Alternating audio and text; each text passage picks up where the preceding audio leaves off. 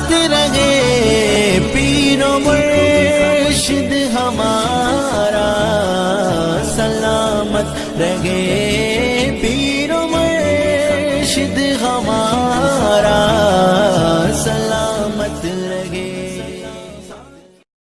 پاک کو خواجہ غریب نواز کو، مگر سب کو مولائے کائنات نہیں کہتے، اپنا مولا کہتے ہیں۔ علی کو کیا کہتے ہیں؟ مولائے کائنات، یعنی کل صدا سے جتنی چیزیں پیدا ہوئی، کن فیکون، اللہ نے صرف اتنا کہا کن، سب کچھ ہو گیا۔ تو کن سے کائنات بنی، اور ساری کائنات کے مولا اگر کوئی ہے نبی کے بعد تو کون ہے؟ مولا علی ہے، مولائے کائنات۔ تو فاروق اعظم رضی اللہ تعالیٰ عنہ کی گواہی آپ نے سن لی، حضرت علی رضی اللہ تعالیٰ عنہ کے بارے میں۔ یہی فاروق اعظم رضی اللہ تعالیٰ عنہ کے بیٹے عبداللہ ابن عمر، ایک مرتبہ حسین ابن علی اور عبداللہ ابن عمر دونوں ساتھی تھے، ہم عمر تھے۔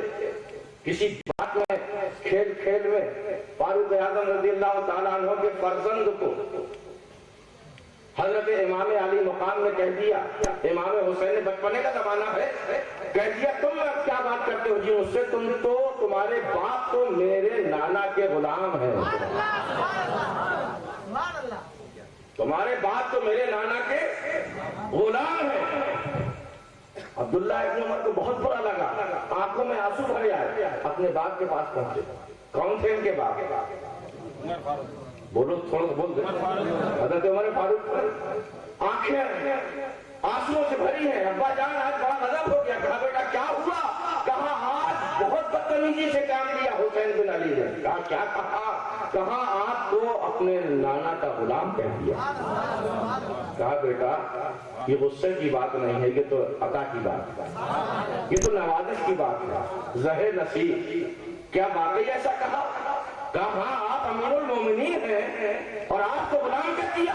ارے کہا یہ بھی تو دیکھو کہ کس کا غلام کہا جا رہا ہے، جس کی غلامی باعث فخر ہے، اللہ اکبر۔ کہا واقعی کہا؟ ہاں۔ کہا دکھوا کے لا سکتے ہو؟ کہا بالکل۔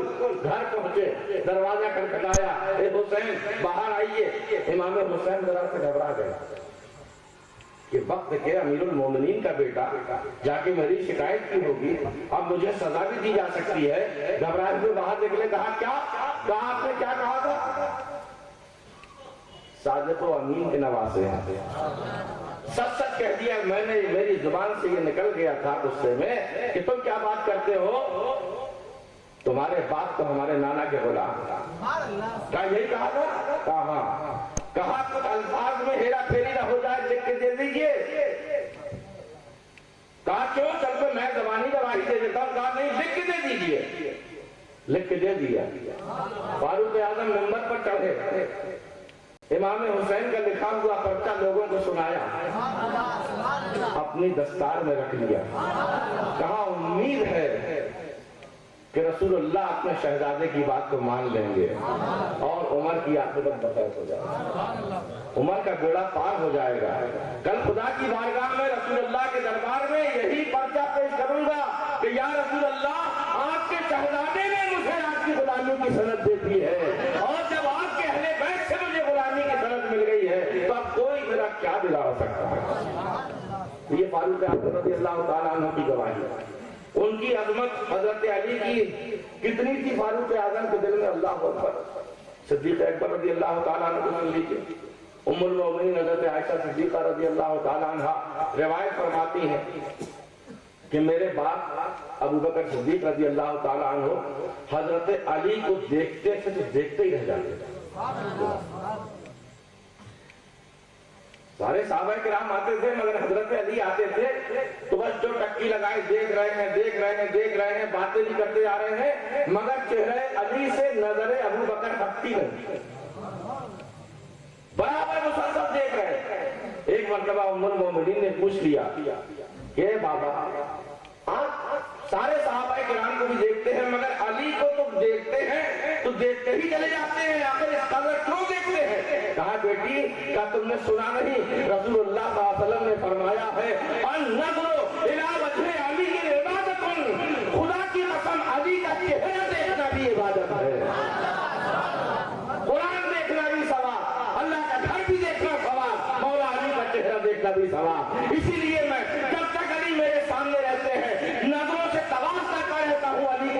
گا کہ اس سے بڑا خانہ کعبہ اور کیا ہوگا۔ یہ ہے بزرگوں کی محبت، بزرگوں کا اتباع، بزرگوں کے تسلسل اور بزرگوں کا تعلق اس قدر زبردست۔ آج ہم کون ہوتے ہیں جو ان بزرگوں کے درمیان خلیج پیدا کریں؟ اللہ تبارک و تعالی ہم کو اور آپ کو اہل بیت کرام کی عظمت بھی نصیب فرمائے اور صحابہ کرام کی عزت کرنے کی بھی توفیق عطا فرمائے۔ تو حضرت علی شیر خدا رضی اللہ تعالی عنہ اہل بیت کے پہلے فرد۔ دوسری فرد ہے ام المومنین حضرت خاتون جنت فاطمہ زہرا رضی اللہ تعالی عنہ۔ اللہ کے پیارے رسول سید اعظم صلی اللہ تعالی علیہ وسلم حضرت عائشہ صدیقہ فرماتے ہیں۔ بہت سے لوگ حضرت عائشہ صدیقہ کو اور حضرت فاطمہ زہرا کے درمیان بھی دشمنی بتاتے ہیں، معاذ اللہ۔ اللہ تعالی ہم کو ایسے گندے عقیدوں سے محفوظ و معمول فرمائے۔ یاد رکھو کہ نبی کے جتنے بھی صحابہ ہیں، صحابیات ہیں، نبی کے گھر والیاں ہیں، نبی کی عورتیں ہیں، نبی کی بیویاں ہیں اور نبی کے گھر والے ہیں، ان کے درمیان کبھی بھی دشمنی نہیں رہی۔ سمجھا؟ اگر حقیقت میں آپ تاریخ کا مطالعہ کریں، حدیث پاک دیکھیں سرکار دو عالم صلی اللہ علیہ وسلم کی، اللہ کے رسول صلی اللہ علیہ وسلم نے ہر ایک کے فضائل اپنی اپنی جگہ بیان فرمائے۔ اللہ کے پیارے رسول صلی اللہ علیہ وسلم کی لخت جگر خاتون جنت فاطمہ زہرا کے لیے اللہ کے رسول صلی اللہ علیہ وسلم کی بیوی ابوبکر صدیق بیٹی ام المومنین حضرت عائشہ صدیقہ رضی اللہ تعالی عنہ فرماتی ہیں کہ جب خاتون جنت فاطمہ زہرا اللہ کے رسول سے ملنے کے لیے ان کے گھر تشریف لے آتی، یعنی حجرہ عائشہ میں آتی، تو جانتے ہو کیا فرماتی ہیں؟ آپ فرماتی ہیں فاطمہ آتے ہی سلام کرتی، اللہ کے پیارے رسول صلی اللہ علیہ وسلم فاطمہ کو دیکھتے ہی اپنی جگہ سے اٹھ کر کھڑے ہو کر اپنی بیٹی کا استقبال کیا کرتے۔ آج ساری کائنات سرکار کی تعظیم کے لیے کھڑی ہوتی ہے اور سرکار اپنی بیٹی فاطمہ کی تعظیم کے لیے کھڑے ہوتے ہیں۔ خالی یہی نہیں بلکہ ام المومنین فرماتی ہیں کہ سرکار دیکھتے ہی ساتھ فاطمہ کو کھڑے ہو جایا کرتے تھے، خاتون جنت کے قریب جایا کرتے تھے اور ان کے ہاتھ کو محبت سے چوم لیا کرتے تھے۔ آج آپ اپنے ماں باپ کے ہاتھ چومتے ہیں، اپنے بزرگوں کے ہاتھ چومتے ہیں، اپنے پیر و مرشد کے ہاتھ چومتے ہیں، اپنے استاد کے ہاتھ چومتے ہیں، اولیاء کرام کے ہاتھ چومتے ہیں، مگر اللہ کے رسول صلی اللہ علیہ وسلم کس کے ہاتھ چوم رہے ہیں؟ اپنی لخت جگر خاتون جنت فاطمہ زہرا رضی اللہ تعالیٰ عنہ کے ہاتھ چوم رہے ہیں سرکار، اور کون گواہی دے رہا ہے؟ ام المومنین عائشہ صدیقہ۔ ارے اگر یہ عظمت کی باتیں تھیں، دل میں کچھ بغض و عداوت ہوتا، ذرہ برابر بھی کوئی فرق ہوتا تو ہر ایک بات کی سوائے عائشہ صدیقہ کے اور کوئی نہیں تھا۔ چاہتی تو دبا جاتی کہ فاطمہ کی عظمت کیوں بڑھے، فاطمہ کی تعریف کیوں ہو، مگر پتہ کیا چلا ان حضرات کے دل میں ایک دوسرے سے بے پناہ محبت تھی۔ اگر عائشہ صدیقہ نہ بتاتی تو کون بتاتا؟ عائشہ صدیقہ اگر جس سے دشمنی رکھتی، جس سے بغض و عداوت دل میں رکھتی، کیا اس کی ترانے کے گیت گاتی؟ کیا اس کی بلندی مراتب کے گیت گاتی؟ کیا حدیث میں بیان کرتی؟ چاہتی تو دبا جاتی۔ پتہ کیا چلا کہ اللہ کے رسول صلی اللہ علیہ وسلم کی اہل بیت کرام میں اور ازواج مطہرات میں کوئی فرق نہیں تھا، بلکہ ایک دوسرے سے بے انتہا محبت کرتے۔ کیا فرماتی ہیں خاتون جنت کے لیے حضرت عائشہ صدیقہ رضی اللہ تعالیٰ عنہ کہ جب فاطمہ آتی ملنے کے لیے سلام کرتی، اللہ کے رسول اپنی جگہ سے کھڑے ہو کر اپنی بیٹی کا استقبال کرتے تھے اور سرکار ان کے ہاتھ کو چوم لیا کرتے تھے اور اپنی مبارک چادر کاندھے سے اٹھا کر اپنے بستر پر بچھاتے تھے اور ہاتھ پکڑ کر خاتون جنت کو بستر نبوت پر بٹھاتے تھے۔ اللہ، یہ مقام اور یہ شرف اور یہ مرتبہ، اور اللہ کے رسول جب جایا کرتے تھے تو خاتون جنت کھڑے ہو کے سرکار کا استقبال کرتی تھی اور سرکار کے ہاتھ چومتی تھی، سرکار کی پیشانی کو چوما کرتی تھی، سرکار کی پیشانی فاطمہ کو چوما کرتے تھے۔ اس کے بعد وہ بھی سب سے بڑی عزت کی جگہ جہاں ہوتی وہاں اللہ کے رسول صلی اللہ علیہ وسلم کو بٹھایا کرتے۔ تو آپ نے دیکھا کہ حضرت فاروق اعظم کی گواہی، حضرت ابوبکر صدیق کی گواہی، ام المومنین حضرت عائشہ صدیقہ رضی اللہ تعالی عنہ کی گواہی کس کے متعلق ہے؟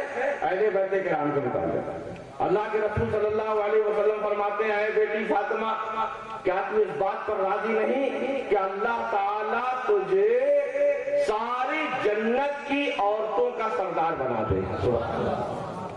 اما ترضینا ان تکونی سیدۃ نساء الجنت. اے فاطمہ کیا تم اس بات پر راضی نہیں کہ اللہ تعالیٰ تجھے جنت کی تمام عورتوں کا سردار بنا دے؟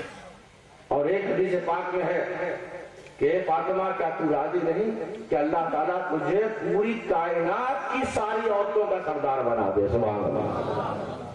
حضرت خاتون جنت عرض کرتی ہیں یا رسول اللہ اور مریم کا کیا ہوگا؟ مریم جانتے ہو کس کی ماں؟ حضرت عیسیٰ علیہ السلام کی ماں. اور ایسی تاریخی ماں ہے کہ بغیر باپ کے حضرت عیسیٰ علیہ السلام انہی کے پیٹ سے پیدا ہوئے ہے نا. جن کو عیسائیوں نے خدا کی بیوی کہنا شروع کر دیا معاذ اللہ. اللہ تعالی ہم کو ایسے گندے عقیدے سے بچائے. ہمارا خدا ایک وحدہ لا شریک ہے, کوئی اس کا شریک نہیں ہے نا. تو حضرت مریم کا مرتبہ بھی بہت ہے. قرآن میں پوری ایک سورت حضرت مریم کے نام سے نازل ہے, سورہ مریم. وَاذْكُرْ فِي الْكِتَابِ مریم سے شروع ہوتی ہے. تو حضرت مریم کا مقام بھی بہت بلند. جب اللہ کے رسول صلی اللہ علیہ وسلم نے ارشاد فرمایا اے فاطمہ کیا تو اس بات پر راضی نہیں کہ اللہ تجھے تمام کائنات کی عورتوں کا سردار بنائے؟ تو خاتون جنت نے عرض کیا یا رسول اللہ راضی ہوں, مگر حضرت مریم کا مقام. اللہ کے رسول صلی اللہ علیہ وسلم نے ارشاد فرمایا کہ مریم اپنے زمانے کی عورتوں کی سردار ہے, اور اے بیٹی فاطمہ تو آدم سے لے کر قیامت تک کی ساری عورتوں کی سردار. یہ مقام اور یہ مرتبہ یہ اللہ کے رسول صلی اللہ علیہ وسلم کیوں پہچانوا رہے ہیں؟ اس لیے پہچانوا رہے ہیں کہ جس کا باپ مولائے کائنات ہو, جس کی ماں خاتون جنت ہو, تو حسن و حسین جیسی اولاد نہ ہوگی تو کیسی ہوگی؟ اللہ. امام حسن و حسین یہ تیسرے اور چوتھے نمبر کے اہل بیت. آپ حضرات ان کی فضیلتیں بہت سنتے رہتے ہیں. میرا مقصد یہ ہے کہ ہر ایک کی الگ الگ فضیلت آپ سن کے ان کی عزت کو, ان کی محبت کو اپنے دل میں جگہ دیجیے. یاد رکھیے کہ اللہ کے پیارے رسول صلی اللہ تعالی علیہ وسلم حضرت علی کو کتنا قریب کر رہے ہیں اپنے سے کہ اللہ نے معراج کرائی رسول اللہ کو, اور رسول اللہ معراج کرا رہے ہیں علی کو, اور رسول اللہ معراج کرا رہے ہیں علی کے شہزادے حسین کو. جگہ الگ ہے, مقصد ایک ہی ہے. جگہ الگ الگ ہیں, منزل الگ ایک ہے. اللہ کے رسول صلی اللہ علیہ وسلم کو اللہ نے معراج کرائی. کس نے؟ سرکار آسمانوں پر گئے, سرکار کی معراج. سدرۃ المنتہا پر گئے, سرکار کی معراج نہیں. آسمانوں پر سرکار گئے تو آسمان کی معراج نبی کے قدموں کے صدقے. سدرۃ المنتہا گئے تو نبی کی معراج نہیں, بلکہ نبی کے قدم پڑ گئے تو سدرۃ المنتہا کی معراج ہو گئی. براق پر سرکار گئے, براق کا کوئی احسان نہیں کہ براق لے گیا, بلکہ براق پر بیٹھ کر سرکار نے براق پر احسان کر دیا. اب جنتی لوگ براق پر بیٹھ کر پل صراط پار کر رہے ہیں. مگر سرکار کی معراج کیا تھی؟ سرکار کی معراج یہ تھی جہاں براق نے بھی ساتھ چھوڑ دیا, جہاں جبریل نے بھی ساتھ چھوڑ دیا, جہاں رحمت نے بھی ساتھ چھوڑ دیا. بس اللہ ہے, اللہ کا حبیب ہے. ایک موقع ایسا آیا کہ بس اللہ ندا دے رہا ہے اور ندائے خدا پر سرکار آگے بڑھتے چلے جا رہے ہیں. جب اتنے قریب ہو گئے ادنو منی یا محمد, اے محمد اور قریب ہو جائیے. سرکار قریب ہوتے جا رہے ہیں, قریب ہوتے جا رہے ہیں. جب اتنے قریب ہو گئے کہ فکانا قاب قوسین او ادنا, جب اس سے بھی زیادہ قریب ہو گئے تب سرکار کی معراج کا اعلان ہوا. تو اللہ نے معراج کرائی, اپنا دیدار کرا کے کس کو؟ اپنے محبوب کو. اور آج محبوب خدا علی کو معراج کرا. کہاں؟ عرش اعظم پر, عرش الہی پر. نبی کی معراج اللہ نے کرائی تھی, اور آج اللہ کے گھر میں علی کی معراج نبی کرا رہے ہیں. کیسی معراج کرا رہے ہیں؟ فتح مکہ کے موقع پر جب اللہ کے رسول صلی اللہ علیہ وسلم فاتحانہ شان کے ساتھ ابو سفیان کے گھر سے چابی بیت اللہ لے کر جب اندر داخل ہوتے ہیں, اور کسی کو نہیں بلاتے, علی کو بلاتے. علی آؤ. علی کون ہے؟ اہل بیت کے امام ہے, چاروں میں سب سے افضل ہے. لیے حاضر ہو جاتے ہیں. سرکار فرماتے ہیں میں بیٹھا جاتا ہوں میرے کاندھوں پر تم بیٹھ جاؤ. سبحان اللہ. میں بیٹھا جاتا ہوں میرے کاندھوں پر بیٹھ جاؤ. اور یہ جتنے بڑے بڑے بت ہیں عصا لے لو, لکڑی لے لو, تلوار لے لو, تیشا لے لو, نیزا لے لو, بھالا لے لو, ان سارے بتوں کو توڑ کے چلے جاؤ. حضرت علی عرض کرتے ہیں کیا حبیبی یا رسول اللہ, میں غلام ہوں آپ کا, آپ میرے آقا ہیں, میں کیسے گوارا کروں گا کہ آپ کے کاندھے اقدس پر میں بیٹھوں. یا رسول اللہ میں بیٹھا جاتا ہوں, آپ اپنے مبارک قدم میرے اوپر رکھ کے آپ کھڑے ہو جائیے.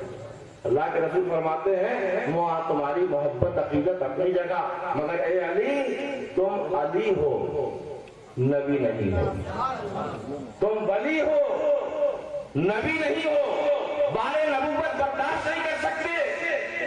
آج میں تمہیں معراج کرا رہا ہوں, آؤ بیٹھ جاؤ, حکم دے رہا ہوں. علی رسول کے کانوں پر بیٹھ جاتے ہیں. اللہ کے رسول صلی اللہ علیہ وسلم کے قد مبارک کا کمال یہ, آج آپ نے دیکھا ہوگا جو حاجی صاحبان گئے ہوں گے تقریباً 60 قدم اونچا ہے خانہ کعبہ. کتنا؟ 60 قدم اونچا. آدمی زیادہ سے زیادہ 6 فٹ ہوتا. 6 فٹ سرکار کو مان لو, 6 فٹ کا عصا مان لو, 6 فٹ علی کو مان لو, کتنے ہو گئے؟ 18. 20 مان لو, 25 مان لو, مگر کعبہ کتنا اونچا ہے؟ 60 قدم. مگر اللہ کے رسول صلی اللہ علیہ وسلم بلند کر رہے ہیں کس کو؟ علی کو بلند کر رہے ہیں. ایسا بلند کر رہے ہیں کہ 10 فٹ پر اگر بت ہے علی اس کو بھی توڑ رہے ہیں, 50 فٹ پر اگر بت ہے علی اس کو بھی توڑ رہے ہیں. علی کو نبی بلند کر رہا ہے. کتنا بلند کیا؟ جب اللہ کے رسول بیٹھ گئے سرکار نے فرمایا کہ اتر جاؤ. سرکار نے فرمایا علی کام کر چکے, معراج ہو چکی, اب اتر جاؤ. علی عرض کرتے یا رسول اللہ کیسے اتروں؟ کہا کیوں؟ کہا آپ نے اتنا بلند کر دیا ہے کہ میرے ایک ہاتھ میں عرش اعظم کا پایا ہے. اتنا بلند کر دیا ہے آپ نے. اللہ کے رسول صلی اللہ علیہ وسلم جب تشریف لے آئے نیچے, آپ نے کہا اب اتر جاؤ. تو اللہ کو معراج کرائی, اللہ نے معراج کرائی نبی کو, اور نبی معراج کرا رہے ہیں علی کو. یہ علی ہی کو خالی معراج نہیں کرا رہے ہیں بلکہ علی کے شہزادے کو جو ہمارے امام ہیں امام حسین, ان کو بھی معراج کرائی جا رہی ہے. کیسے معراج کرائی جا رہی ہے؟ اللہ کے پیارے رسول صلی اللہ علیہ وسلم نماز عشاء پڑھا رہے ہیں. حضرت ابو بکر صدیق رضی اللہ تعالیٰ عنہ, حضرت ابو ہریرہ رضی اللہ تعالیٰ عنہ روایت کرتے ہیں کہ اللہ کے رسول صلی اللہ علیہ وسلم عشاء کی نماز پڑھا رہے ہیں. سرکار نے سجدہ کیا, 3 مرتبہ سبحان ربی الاعلی ہم کہتے تھے, 5 مرتبہ کہہ لیتے تھے, 7 مرتبہ کہہ لیتے تھے. آج اللہ کے رسول نے عشاء کی نماز کا سجدہ کیا. ہم تسبیح پر تسبیح پڑھتے چلے جا رہے ہیں مگر اللہ کے رسول سجدے سے سر نہیں اٹھا رہے. عرض کرتے ہیں کہ مجھے پریشانی ہوئی, کہیں کوئی حادثہ تو پیش نہیں آ گیا, کہیں کوئی خطرناک صورت تو نہیں آ گئی, کہیں اللہ کے رسول صلی اللہ علیہ وسلم بے ہوش تو نہیں ہو گئے, کیا کوئی کسی موذی جانور نے کاٹ تو نہیں لیا, کیا بات ہے؟ حضرت ابو ہریرہ عرض کرتے ہیں کہ میں نے چپ چاپ سے سجدے سے اپنا سر اٹھا کر دیکھا تو دیکھتے کیا ہے کہ نبی تو سجدے میں ہے مگر نبی کی پیٹھ پر امام حسین چڑھے ہوئے, اور وہ منظر ہے کہ جیسے انگوٹھی میں نگینہ. سرکار سجدے کی حالت میں ہے, انگوٹھی کی شکل ہے, اور ان کی پشت اقدس پر امام حسین سوار ہیں گویا کہ چھوٹے سے بچے جیسے انگوٹھی میں نگینہ. آپ فرماتے ہیں کہ میں نے جلدی سے اپنے سر کو پھر نیچے کر لیا, اور سر کو پھر نیچے کر لیا. اب اللہ کے رسول صلی اللہ علیہ وسلم تسبیح پڑھاتے چلے جا رہے ہیں, تسبیح پڑھتے چلے جا رہے ہیں, صحابہ کرام بھی تسبیح پڑھتے چلے جا رہے ہیں. اب یہ بتائیے, میں آپ سے پوچھنا چاہتا ہوں, اللہ کے رسول صلی اللہ علیہ وسلم کو جب معراج ہوئی تو معراج میں اللہ نے تحفہ کیا دیا تھا؟ پورا مجمع بولو, نماز کا تحفہ دیا. اور سرکار نے اپنے مبارک زبان سے یہ ارشاد فرمایا ہے الصلاۃ معراج المومنین, نماز مومنین کی معراج ہے. اللہ کے رسول قرب خدا میں پہنچے, یہ ان کی معراج, اور مومن جب نماز کی حالت میں آ جائے تو اس کی معراج، اور معراج کا خاص مقام کیا ہے؟ تکبیر تحریمہ باندھی آپ نے، اللہ اکبر کہہ کر قیام کیا، یہ اللہ سے قرب کی دلیل۔ اس سے زیادہ اللہ کا قرب رکوع میں، اور سب سے زیادہ نماز کی حالتوں میں رکوع اللہ تبارک و تعالیٰ کا قرب سجدے کی حالت میں۔ اب جب بتاؤ نبی حضور صلی اللہ تعالیٰ علیہ وسلم جب نماز میں ہے اللہ کے حضور حاضر ہیں کہ سرکار فرماتے ہیں جب پوچھا صحابہ کرام نے یا رسول اللہ ہم نماز کیسے پڑھیں تو سرکار نے فرمایا نماز اس طرح پڑھو گویا تم خدا کو دیکھ رہے ہو۔ صحابہ کرام نے عرض کیا یا رسول اللہ ہمارے ماں باپ قربان ہو جائیں، ہماری آنکھوں میں وہ طاقت رہی کہ ہم اللہ کو دیکھ سکیں، تو سرکار نے فرمایا اگر تم خدا کو نہیں دیکھ سکتے، تمہاری آنکھوں میں اتنی طاقت نہیں ہے، تو کم سے کم یہ تصور یقین میں بدل لو کہ اللہ تم کو دیکھ رہا ہے۔ تو نبی جب نماز پڑھتے ہیں اللہ کو دیکھتے ہیں کہ نہیں دیکھتے؟ قیام میں بھی اللہ کا دیدہ، رکوع میں بھی اللہ کا دیدہ، مگر خاص قرب خاص کی منزل جب ہوتی ہے وہ سجدے کی حالت میں ہوتی ہے، اور نماز میں سرکار جب قرب خاص کی منزلوں میں ہے، بارگاہ خداوندی کے قریب ہے، اس وقت امام حسین کا خیال آ رہا ہے کہ بولو جواب تو امام حسین کا خیال آ رہا ہے کہ نہیں آ رہا؟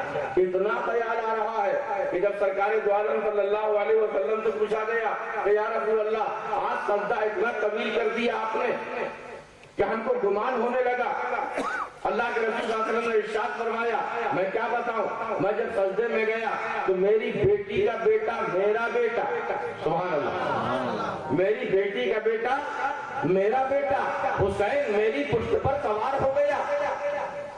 میں نے سوچا کہ اگر میں سجدے سے سر اٹھاتا ہوں بچہ کہیں گر نہ جائے، اسی لیے میں نے تسبیح پر تسبیح پڑھنا شروع کر دی کہ بچہ خود سے اتر جائے تاکہ میں سجدے سے سر اٹھاؤں۔ تو بتاؤ نبی کو خیال آیا کہ نہیں آیا؟ اتنا خیال آیا کہ چوٹ نہ لگ جائے، اتنا خیال آیا کہ اس کی تمنا پوری ہو جائے، اتنا خیال آیا کہ تسبیح بڑھتی چلی جا رہی ہے۔ سرکار گویا کہ ہم کو اور آپ کو ارشاد فرما رہے ہیں کہ اللہ نے قرآن میں فرمایا کہ تمہاری اولاد، تمہارا مال فتنہ ہے، دین میں رکھنا ہے، عبادت الہی سے روکنے والی اولاد ہے تمہاری، مگر تمہاری اولاد کی طرح ہماری اولاد نہیں ہے۔ ہماری اولاد جب آ جاتی ہے تو تسبیح خدا کو بڑھا دیتی ہے، تکبیر خدا کو بلند کر دیتی ہے۔ اگر 3 مرتبہ تسبیح نہیں آتی ہے، تمہاری اولاد آ جائے تو 3 کے بجائے 1 تسبیح ہو جاتی ہے، مگر ہماری اولاد آ جائے تو 1 کے مرتبہ 70 مرتبہ تسبیح بڑھا دی جاتی ہے۔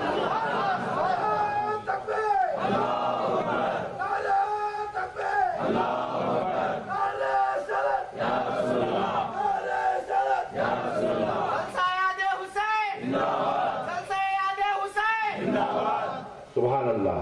اللہ تبارک و تعالی ہم کو اہل بیت کرام کی فضیلت سمجھنے کی توفیق عطا فرمائے۔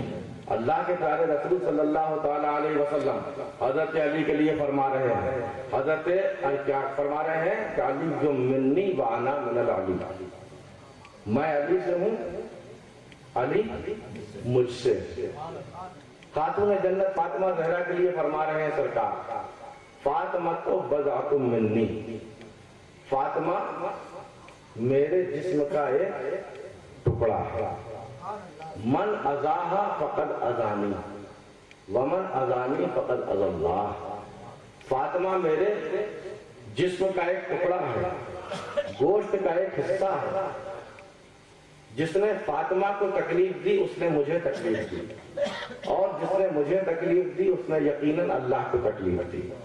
اور قرآن میں اللہ فرماتا ہے ان الذین یؤذون اللہ ورسولہ لعنہم اللہ، جو لوگ اللہ اور اس کے رسول کو تکلیف دیتے ہیں ان کے لیے لعنت ہے۔ سمجھ رہے ہیں؟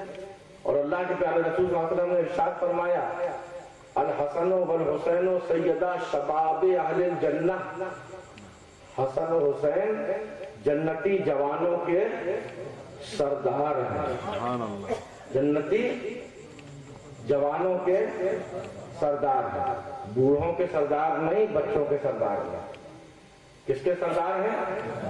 जन्नती जवानों के सरदार। गोया के जितने जन्नती लोग हैं सबके सरदार हैं, क्योंकि अल्लाह ताला किसी बूढ़े को जन्नत में दाखिल नहीं करेगा, बूढ़े को भी जवान बनाकर जन्नत में दाखिल करेगा। बच्चे को भी दाखिल नहीं करेगा, बच्चे को भी अल्लाह ताला जवान बनाकर दाखिल करेगा। और सबके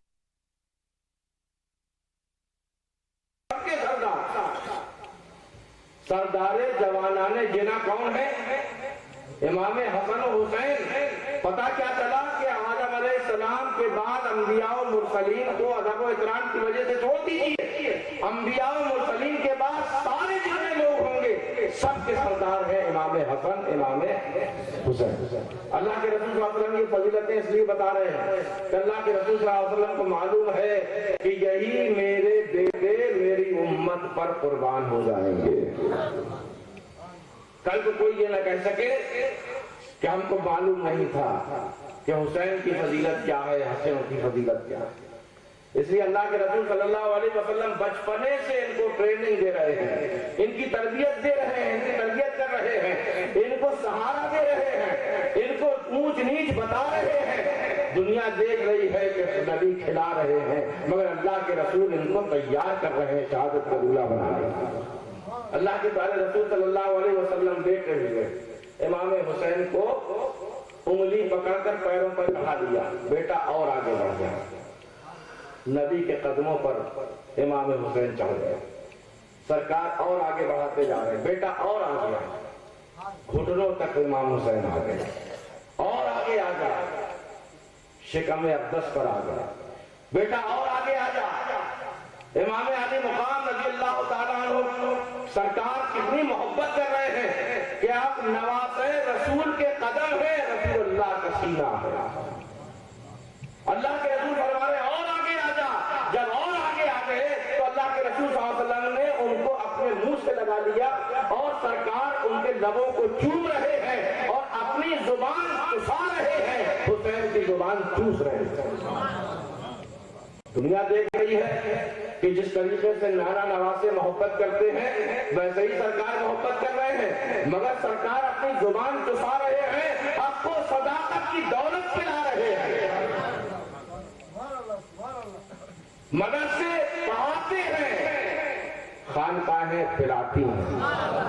अल्लाह के रसूल सल्लल्लाहु अलैहि वसल्लम इनको पढ़ा भी रहे हैं, इनको पिला भी रहे हैं, क्योंकि रसूल अल्लाह जानते हैं कि कल आज मैं जिनकी जुबान चुसाकर जिनको उनके हलक को इसलिए दर्ज कर रहा हूं कि मेरी उम्मत पर जब कुर्बान होने का वक्त आएगा तो यही गला 3 दिन तक प्यास के मारे कांटे पड़ जाएंगे इसमें। उस वक्त हुसैन के दामने सर को छूटने न पाए, क्योंकि अल्लाह के रसूल का जान पी चुका है हुसैन। अल्लाह के प्यारे रसूल सल्लल्लाहु अलैहि वसल्लम ऐसे नाज उठा रहे हैं कि दुनिया देख रही है कि हसन और हुसैन के खाली नाज उठाए जा रहे हैं, लेकिन एक एक बात में नबी की हिकमत पोशीदा है, नबी की मोहब्बत पोशीदा है, नबी का दर्स पोशीदा है, नबी का सबक पोशीदा है, नबी की तरबियत पोशीदा है। अल्लाह के रसूल सल्लल्लाहु अलैहि वसल्लम से दोनों बच्चे बदल जाते हैं। या रसूल अल्लाह करीब का दिन है, कल ईद का दिन है, या रसूल अल्लाह हमारे पास नए कपड़े नहीं, जब तक नए कपड़े न होंगे हम नमाज ईद को नहीं जाएंगे।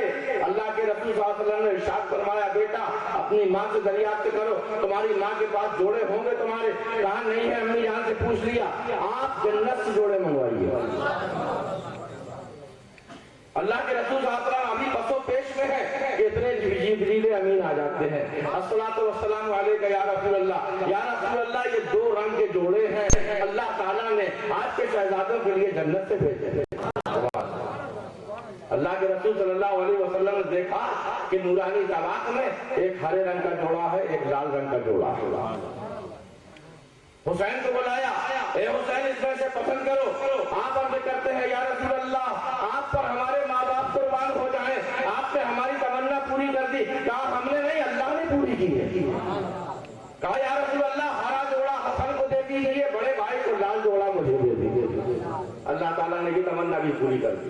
صبح ہوئی، دونوں شہزادے پھر مچل گئے، یا رسول اللہ ہم بغیر سواری کے عیدگاہ نہیں جائیں گے، سارے بچوں کے پاس سواریاں ہیں، اونٹ ہیں، گھوڑے ہیں، ہمارے پاس کوئی سواری نہیں۔ اللہ کے پیارے رسول صلی اللہ علیہ وسلم مسکرا دیے، دونوں شہزادوں کو اپنے کاندھے پر بٹھا دیا، کہا سارے عرب والوں کے لیے تو گھوڑے سواری ہیں، سارے عرب کے بچوں کے لیے تو اونٹ سواری ہیں، اے لوگوں، اے حسن و حسین فخر کرو کہ سید الانبیاء جو سارے نبیوں کا تاجدار ہے وہ تمہاری سواری ہے۔ پھر مچل گئے، یا رسول اللہ سارے بچے اپنی اپنی سواریوں کی لگام پکڑے ہوئے ہیں، جدھر موڑتے ہیں سواریاں ان کی ادھر مڑ جاتی ہیں، ہمارے سواری میں لگام نہیں ہے۔ اللہ کے رسول نے اپنی کالی کالی مبارک زلف عنبری تھما دی، آج ہی ادھر حسن کو پکڑ لو، آج ہی ادھر حسین کو پکڑ لو، اور گھبرانا نہیں، جدھر موڑو گے تمہاری سواری مڑ جائے گی۔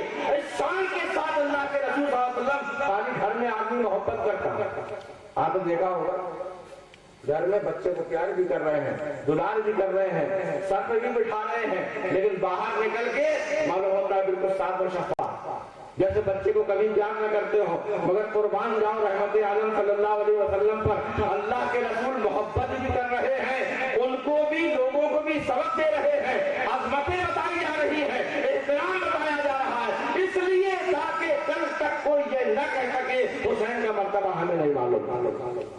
باہر نکل کے آئے اس شان کے ساتھ کہ داہنی زلفیں امام حسن پکڑے ہوئے ہیں، بائیں زلفیں امام حسین پکڑے ہوئے ہیں، سرکار کی زلفوں کو جدھر کھینچ رہے ہیں سرکار کا چہرہ اکثر ادھر ہی کو ہویا جا رہا ہے۔ اللہ اکبر، باہر نکلے سرکار، سب سے پہلے فاروق اعظم نے دیکھا، الصلاۃ والسلام علیک یا رسول اللہ، یا رسول اللہ آپ پر سلام ہو۔ دوسرے صحابہ بھی آ گئے، عید کا دن ہے، سب محبوب دو جہاں کے ساتھ مل کر عیدگاہ جانا چاہتے ہیں، صحابہ کرام کا مجمع لگ گیا، فاروق اعظم نے یہ منظر دیکھا، آنکھوں سے آنسو جاری ہو گئے محبت کی وجہ سے، کہتے ہیں سبحان اللہ کیا بہترین سواری ہے، سبحان اللہ کیا بہترین سواری ہے۔ اللہ اکبر، محبوب دو جہاں خاموش نہ رہ سکے، آپ نے فرمایا اے عمر، ارے سواری دیکھ رہے ہو کتنی اچھی ہے، سوار بھی تو دیکھو کتنے اچھے ہیں، ذرا سوار بھی تو دیکھو کتنے اچھے ہیں۔ اللہ کے رسول بتانا چاہ رہے ہیں، لوگ سوچتے ہیں کہ یہ صرف کھیل ہو رہا ہے، یہ صرف محبت کا اظہار ہو رہا ہے، صرف لال پیار کیا جا رہا ہے، مگر نہیں، فعل الحکیم لا یخلو عن الحکمت، حکیم کا فعل حکمت سے خالی نہیں ہوا کرتا، اللہ کے رسول کا کوئی کام ایک فاضل نہیں ہوا کرتا، فضول نہیں ہوا کرتا۔ علماء کرام فرماتے ہیں کہ اللہ کے پیارے رسول صلی اللہ علیہ وسلم کے ہر کام میں حکمت پوشیدہ ہے۔ امام حسن کو سرکار سیدھے کاندھے پر بٹھا دیتا اور سیدھا کاندھا سیدھا ہاتھ صلح و صفائی کا مظہر ہوتا ہے۔ امام حسین کو سرکار بائیں کاندھے پر بٹھائے ہوئے ہیں اور بائیں طرف انسان کا دل ہوا کرتا ہے۔ اللہ کے رسول غیب دان نبی، آپ نے ارشاد فرمایا حسن کو سیدھے کاندھے پر بٹھا کر کہ یہ میرا بیٹا حسن مسلمانوں کے دو بڑے گروہوں میں صلح کرا دے گا، مسلمانوں کے دو بڑے گروہوں میں صلح کرا دے گا۔ اللہ کے رسول یہ تعلیم دے رہے ہیں سیدھے ہاتھ پر بٹھا کر، اور امام علی مقام کو سرکار نے کہاں بٹھالا؟ الٹے کاندھے پر بٹھالا، الٹی طرف انسان کا دل ہوتا ہے۔ اللہ کے رسول نے جب بٹھالا ہوگا چھوٹے سے بچے حسین کو، تو حسین کے قدم قلب رسول کے پاس ہوں گے کہ نہیں ہوں گے؟ پریکٹیکل کر کے دیکھ لیں، قلب رسول پر امام حسین کے قدم مبارک، اللہ کے رسول لاڑ بھی کر رہے ہیں، پیار بھی کر رہے ہیں، مگر ایک کو صلح و صفائی کا مظہر بنا رہے ہیں اور ایک کے قدموں کو اپنے دل سے تقویت پہنچا رہے ہیں۔ حسین ہمیں معلوم ہے، اللہ نے ہم کو اس کا علم دے دیا ہے کہ کل قیامت کے دن تجھ پر کربلا کے میدان میں تجھ پر اس قدر مصیبتیں پڑیں گی، اس قدر تکلیفیں تجھے برداشت کرنا پڑیں گی میرے لاڈلے، کہ اگر پہاڑ بھی ہوگا اپنی جگہ سے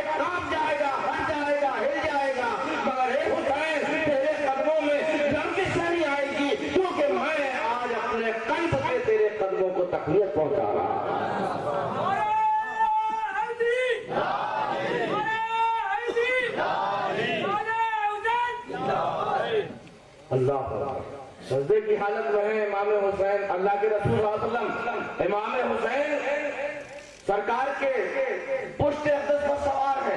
دنیا دیکھ رہی ہے کہ نانا اور نواسے کا محبت کا کھیل ہو رہا ہے، لیکن اللہ کے رسول صلی اللہ علیہ وسلم امام حسین کا بوجھ اٹھا کر امام حسین کو یہ تربیت دے رہے ہیں کہ میرے بیٹے، میرے فرزند حسین، آج میں تجھے تیرے بوجھ کو اپنے کاندھوں پر، اپنی پیٹھ پر اس لیے اٹھا رہا ہوں کہ کل میری ساری گناہگار امت کے گناہوں کا بوجھ کربلا کی دھرتی پر تجھے اٹھانا پڑے گا. اس لیے بوجھ کیسے اٹھایا جاتا ہے؟ اپنے نانا سے سیکھ لو.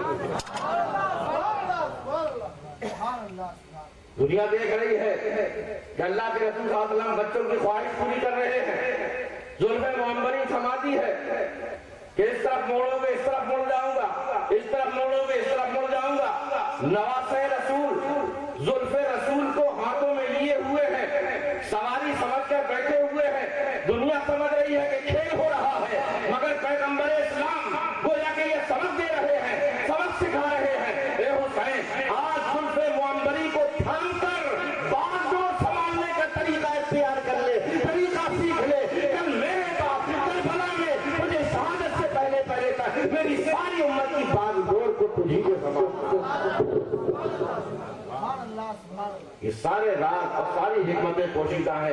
اللہ کے پیارے رسول سید عالم صلی اللہ تعالی علیہ وسلم کبھی زبان چسا رہے ہیں، کبھی سرکار گلا سونگ رہے ہیں، کبھی گلے کو سرکار چوم رہے ہیں، کبھی پیشانی کو چوم رہے ہیں، کبھی پیشانی سونگ رہے ہیں. صحابہ کرام پوچھتے ہیں یا رسول اللہ، ہم نے بچوں کو ابھی تک دیکھا کہ چوما جاتا ہے، مگر آپ ان بچوں کو سونگتے کیوں ہیں؟ سرکار نے فرمایا ہما ریحان ہے آپ جلنا، یہ دونوں شہزادے میرے جنتی پھول ہیں. پھولوں کو چوما بھی جاتا ہے، پھولوں کو سونگا بھی جاتا ہے.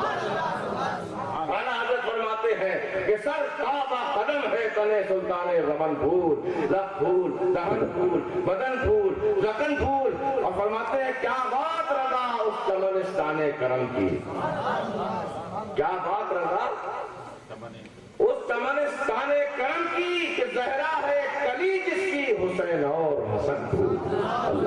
اللہ تبارک و تعالی عظمت سادات، عظمت اہل بیت ہمیں سمجھنے کی توفیق عطا فرمائے. اور چند باتیں سن لیجئے. اللہ کے رسول صلی اللہ علیہ وسلم ارشاد فرماتے ہیں کہ من ماتا علی حب آل محمد ماتا مومنا، جو میرے اہل بیت کی محبت میں مرا مومن ہو کر مرا.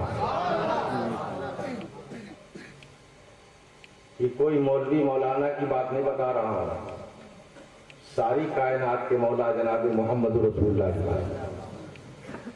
کیا فرما رہا ہے سرکار کہ من ماتا علی حب آل محمد ماتا مومنا، جو اہل بیت کی محبت کو دل میں بسا کر ایمان والا دنیا سے رخصت ہوا تو کیا ہوگا؟ کافر نہیں مر سکتا بلکہ مومن مرے گا. اور جس کے دل میں رائی کے برابر دانے، کیا فرما رہا ہے سرکار کہ من ماتا علی محمد ماتا مومنا، جو اہل بیت کی محبت کو دل میں بسا کر ایمان والا دنیا سے رخصت ہوا تو وہ کیا ہوگا؟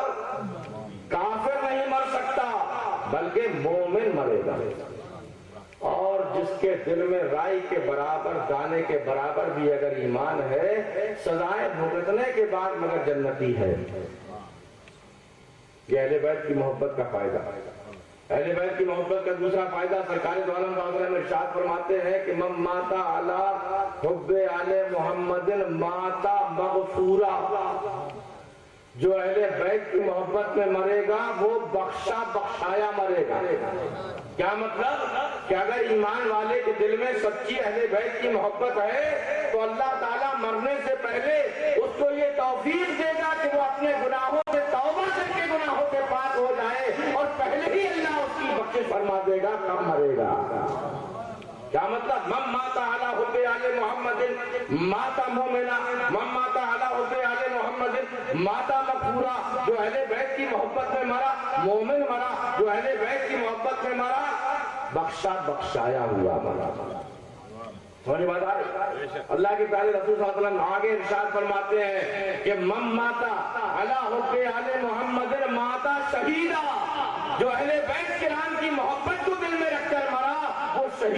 کر مرا، اور شہادت کا کتنا بڑا مرتبہ۔ پھر سرکار ارشاد فرماتے ہیں کہ من مات علی حب آل محمد جعل اللہ قبرہ مزارا للملائکۃ الرحمہ۔ سبحان اللہ، کہ جو میرے اہل بیت کی محبت میں مرا تو اللہ تبارک و تعالی اس کی قبر کو فرشتہ رحمت کی زیارت گاہ بنا دیا کرتا ہے۔ اللہ، خواجہ غریب نواز کی مزار پر ہم حاضری دینے جاتے ہیں، غوث اعظم کے مزار پر مسلمان حاضری دینے کے لیے جاتے ہیں، اور جو اہل بیت کی محبت کو دل میں رکھ کر مرا تو ملائکہ رحمت اس کی دربار میں زیارت کے لیے آیا کرتے ہیں۔ اللہ تبارک و تعالی ہم کو اور آپ کو اہل بیت کی محبت اپنے دل میں بسا کر اپنے ایمانوں کو مضبوط اور کامل کرنے کی توفیق عطا فرمائے۔ یاد رکھو، اہل بیت کرام کی محبت قبر میں بھی کام آئے گی، اہل بیت کرام کی محبت نزا کے وقت بھی کام آئے گی، اہل بیت کرام کی محبت، اہل بیت کرام کی وجہ سے اللہ تعالی غذا دیتا ہے ہم کو، اللہ تعالیٰ ہم کو اہل بیت کی وجہ سے رزق عطا فرماتا ہے، اہل بیت کرام کے صدقے میں اللہ تعالیٰ سارے عالم پر رحمتیں نازل فرماتا ہے۔ ایسے ہیں نبی کے گھر والے، اللہ اکبر۔ سرکار دو عالم صلی اللہ علیہ وسلم نے جن کو چوما، سرکار نے جن کو سونگا، سرکار نے جن کی تکلیف کو اپنی تکلیف بتایا، سرکار نے جن سے محبت کو اپنی محبت کی دلیل دی۔ ایک حدیث پاک اور سن لیجیے، اللہ کے رسول صلی اللہ علیہ وسلم ارشاد فرماتے ہیں کہ یہ میرے اہل بیت کرام ہیں، حسن و حسین، جو ان سے محبت کرے گا اور جو ان کے ماں باپ سے محبت کرے گا وہ یقیناً مجھ سے محبت کرے گا، اور سرکار فرماتے ہیں کہ جو مجھ سے محبت کرے گا اللہ تبارک و تعالیٰ اس سے محبت کرے گا۔ طریقہ بدل گیا۔ اللہ کے رسول فرماتے ہیں جو حسن و حسین سے، فاطمہ علی سے محبت کرے گا وہ مجھ سے محبت کرے گا، یعنی کرنے والا ابھی ایک ہی ہے۔ جو حسن و حسین سے، فاطمہ و علی سے محبت کرے گا تو محبت کرنے والا ابھی ایک ہی ہوا۔ جو مجھ سے، جو علی سے محبت کرے گا، فاطمہ سے محبت کرے گا، حسن سے محبت کرے گا، حسین سے محبت کرے گا، سرکار فرماتے ہیں گویا وہ مجھ سے محبت کرے گا۔ ابھی محبت کرنے والا ایک ہی، وہی اہل بیت سے محبت کر رہا ہے، وہی سرکار سے محبت کر رہا ہے۔ اللہ کے رسول اب رزلٹ بتا رہے ہیں، اور جو یاد رکھو جو اہل بیت سے میرے محبت کرے گا، مجھ سے محبت کرے گا، تو اب محبت کرنے والا بدل گیا، اب اللہ اس سے محبت کرنے لگے گا جو اہل بیت سے محبت کر رہا ہے۔ سبحان اللہ، بڑی اچھی دلیل ہے۔ میں کبھی کبھی ایک واقعہ بیان کرتا ہوں کہ کوئی عورت سے اس کے شوہر نے پوچھا کہ اللہ اس سے محبت کرتا ہے، کیا دلیل ہے؟ آج مجھے دوسری دلیل مل گئی، آج مجھے دوسری دلیل مل گئی۔ وہاں پوچھا تھا اس نے کہ تو اللہ سے محبت کرتی ہے، مجھے معلوم ہے، لیکن اللہ تجھ سے محبت کرتا ہے، کیا دلیل؟ مگر حقیقت یہ ہے فرمان رسول کے مطابق کہ جو اہل بیت سے محبت کرتا ہے اللہ یقیناً اس سے محبت کرتا ہے۔ سرکار فرماتے ہیں جو علی سے محبت کرے گا، جو فاطمہ سے محبت کرے گا، جو حسن و حسین سے محبت کرے گا، یقیناً وہ مجھ سے محبت کرے گا، اور جو مجھ سے محبت کرتا ہے اللہ اس محبت کرنے والے سے محبت کرتا ہے، اور اللہ جس سے محبت کرتا ہے اس کا ٹھکانہ جنت ہوتا ہے، بلا حساب و کتاب پہ جنت میں جائے گا۔ اور اللہ کے رسول صلی اللہ علیہ وسلم دوسری جگہ ارشاد فرماتے ہیں کہ لوگوں سنو، جو حسن سے بغض رکھے گا، جو حسین سے بغض رکھے گا، جو فاطمہ سے بغض رکھے گا، جو علی سے بغض رکھے گا، گویا کہ وہ میرا دشمن، وہ مجھ سے بھی دشمنی کرے گا۔ اور سرکار فرماتے ہیں کہ جو مجھ سے دشمنی کرے گا تو پھر فائل بدل گیا کہ اللہ اس سے دشمنی رکھے گا، اور جس سے اللہ دشمنی رکھتا ہے اس کا ٹھکانہ جہنم ہوا کرتا ہے۔ اللہ تبارک و تعالیٰ ان دونوں حدیثوں پر ہم کو اور آپ کو عمل کرنے کی توفیق عطا فرمائے۔ بتاؤ، اللہ کے پیارے رسول صلی اللہ علیہ وسلم ایک مرتبہ بیٹھے ہوئے ہیں، ایک جانگ پر حضرت ابراہیم سرکار کے شہزادے، دوسری جانگ پر امام حسین، دونوں ہم عمر ہیں۔ اللہ کے رسول صلی اللہ علیہ وسلم کبھی اپنے فرزند کو چومتے ہیں، کبھی اپنی بیٹی کے فرزند کو چنتے ہیں. دونوں سے سرکار محبت فرما رہے ہیں. اتنے میں حضرت جبریل آتے ہیں، عرض کرتے ہیں یا رسول اللہ، اللہ ان دونوں میں سے ایک کو لینا چاہتا ہے، ان دونوں میں سے ایک کو لینا چاہتا ہے، جس کو آپ پسند کریں اللہ اس کو چھوڑ دے، باقی کو لے دے. تو اللہ کے پیارے رسول صلی اللہ تعالی علیہ وسلم کی آنکھیں بھر آئیں. سرکار نے ارشاد فرمایا اے جبرائیل، میں اپنے بیٹے کو اپنی بیٹی کے بیٹے پر قربان کرتا ہوں. میں اپنے بیٹے ابراہیم کو اپنی بیٹی کے بیٹے حسین پر قربان کرتا ہوں. چند ہی دن کے بعد حضرت ابراہیم کا انتقال ہو گیا. اللہ کے پیارے رسول صلی اللہ تعالی علیہ وسلم نے جب یہ حدیث پاک سنائی لوگوں کو، تو لوگوں نے پوچھا کہ یا رسول اللہ آپ نے ایسا کیوں کیا؟ آپ نے ارشاد فرمایا کہ مجھے معلوم تھا کہ اگر ابراہیم کا انتقال ہو جائے گا تو صرف مجھے صدمہ سب سے زیادہ پہنچے گا، لیکن اگر حسین کا انتقال ہو جائے گا تو جتنا صدمہ مجھے پہنچے گا اتنا ہی صدمہ علی کو پہنچے گا، اتنا ہی صدمہ فاطمہ کو پہنچے گا. اور اللہ تبارک و تعالی فاطمہ کو صدمہ پہنچانے والے سے راضی نہیں ہوتا، اس لیے میں نے اپنے بیٹے کو قربان کر دیا امام حسین پر. کیوں؟ اس لیے کہ کل کو میرا نواسا میری گناہگار امت پر قربان ہونے والا. اللہ کے رسول صلی اللہ علیہ وسلم نے ہماری اور آپ کی بخشش کے لیے امام علی مقام رضی اللہ تعالیٰ عنہ کی شہادت کو منظور کیا.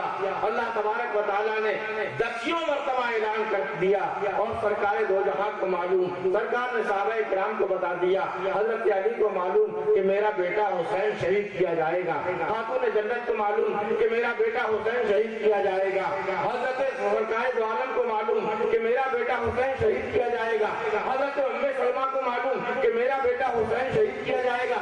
سارے صحابہ کرام کو یہ خبر عام طور پر معلوم تھی کہ اللہ کے رسول کا یہ پیارا نواسا جس سے سرکار اتنی محبت کرتے ہیں، کل میدان کربلا میں بھوکا پیاسا شہید کر دیا جائے گا، محل عیال میں شہید کیا جائے گا، تاکہ اللہ کے رسول کی گناہگار امت کی بخشش کا وسیلہ بنے اور سرکار کے دین کو فتنے سے بچا کر خود اپنی قربانی دے دے. دوستوں اور بزرگوں، یہ وہ مرحلہ ہے کہ اگر ہمارا تصور کریں تو ہمارے دل کانپ جایا کرتے ہیں. اللہ کے پیارے رسول صلی اللہ علیہ وسلم نے ایک دن حضرت ام سلمہ کو بلایا. ام سلمہ کون ہے؟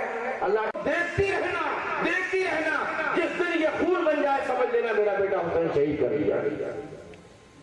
اللہ غور کرو، اللہ کے رسول صلی اللہ علیہ وسلم نے حضرت عائشہ صدیقہ کو وہ مٹی گئی تھی، حضرت ام حفصہ کو یہ مٹی نہیں دی، اپنی دوسری بیویوں کو یہ مٹی نہیں دی. یہ نبی کی غیب دانی ہے، اللہ کے رسول کا غیب ہے کہ سرکار کو معلوم تھا کہ سن 61 میں جب حسین کی شہادت ہوگی اس وقت میری ساری بیویوں کا انتقال ہو جائے گا، صرف ام سلمہ باقی رہے گی. سبحان اللہ، صرف ام سلمہ باقی رہے گی. اسی وجہ سے اللہ کے رسول نے اپنی دوسری بیویوں کو، حتیٰ کہ سب سے پہلے تو خاتون جنت کو دینا چاہیے، علی کو دینا چاہیے، جو ان کے ماں باپ ہیں ان کے پاس امانت رکھوانا چاہیے. مگر غیب دانے بھی جانتے تھے کہ جب حسین شہید کیا جائے گا تو نہ فاطمہ ہوگی اس وقت، نہ اس وقت علی ہوں گے، نہ اس وقت حسن ہوں گے، نہ اس وقت میری بیویوں میں سے کوئی ہوگا. اگر رہے گی کوئی تو میری بیوی ام المومنین ام سلمہ ہی رہے گی. اس لیے سرکار نے ام المومنین ام سلمہ رضی اللہ تعالی عنہ کو مٹی دی. حضرت ام سلمہ فرماتی ہیں کہ 10 محرم کا دن تھا، 10 محرم کا دن تھا، سن 61 ہجری تھی، دوپہر کے وقت. من کیوں ہے؟ آپ کے چہرے مبارک پر گرد کیوں ہے؟ آپ کی داڑھی مبارک پر غبار کیوں ہے؟ آپ کے بال دھول میں اٹے ہوئے کیوں ہیں؟ یہ ہاتھ میں آپ کے شیشی کیسی ہے؟ اللہ کے رسول آپ رو کیوں رہے ہیں میرے آقا؟ بتائیے تو صحیح کیا پریشانی ہے آپ کو؟ اللہ کے رسول نے ارشاد فرمایا اے ام سلمہ، آج صبح سے میں شہدائے کربلا کے خون کو جمع کر رہا ہوں. آج صبح سے میں شہدائے کربلا کے خون کو جمع کر رہا ہوں. اسی میں علی اصغر کا خون بھی ہے، اسی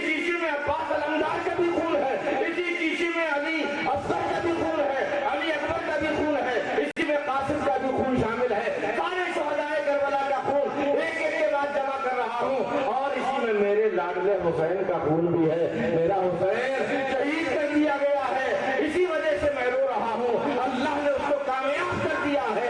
آج میں پورا جائزہ لیتا رہا ہوں, اسی وجہ سے میں پریشان ہوں, اسی وجہ سے میں دکھ میں مبتلا ہوں, اسی وجہ سے مجھے تکلیف ہو رہی ہے. ام سلمہ کہتی ہیں کہ میری اچانک آنکھ کھل گئی گھبراہٹ کے مارے. جب میں نے خواب دیکھا, خواب کی بات یاد آئی تو فوراً مجھے یاد آیا کہ اللہ کے رسول نے مجھے ایک شیشی دی تھی مٹی میں بھری ہوئی اور کہا تھا کہ ام سلمہ جب حسین میرا کربلا میں شہید کیا جائے گا, یہ مٹی خون بن جائے گی, تم سمجھ لینا میرا حسین بے آب و گیا جنگل میں